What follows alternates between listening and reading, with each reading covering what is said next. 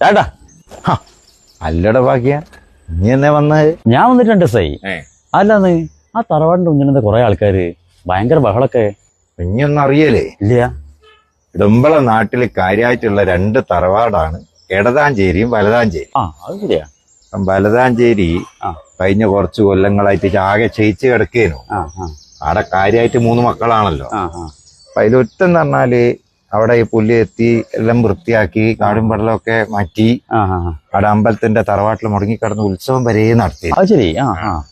ഇപ്പൊ അതെല്ലാം കൂടെ ഒരു മെനയും വൃത്തിയൊക്കെ ആയപ്പോ വേറൊരുത്തൻ ഡൽഹിയില്. നമ്മളിവിടെ അങ്ങനെയൊന്നും കാണലില്ല. വന്നിട്ട് പറയുന്നു തറവാടിന്റെ കാരണം ഒരു സാധനം ഒന്ന് കൊടുക്കണം. അതിപ്പോ എങ്ങനെ നടക്കുക? പിന്നെ ഇതിന്റെ നടുവിൽ വേറൊരാൾ കൂടി ഉണ്ട്, അറിയാലോ. അല്ല മൂപ്പര് എന്താ പറയണേ? ഇതിപ്പോ ഉമ്മക്കൊന്നും പറയാൻ പറ്റൂല, കുടുംബ പ്രശ്നല്ലേ. ഇന്ന് തീരുവോ? തീരാനിപ്പോ ഞായറാഴ്ച അവിടെ കുടുംബത്തിലെന്തോ ഒരു പൂജയും കാര്യങ്ങളൊക്കെ ഉണ്ടെന്ന് പറഞ്ഞത്.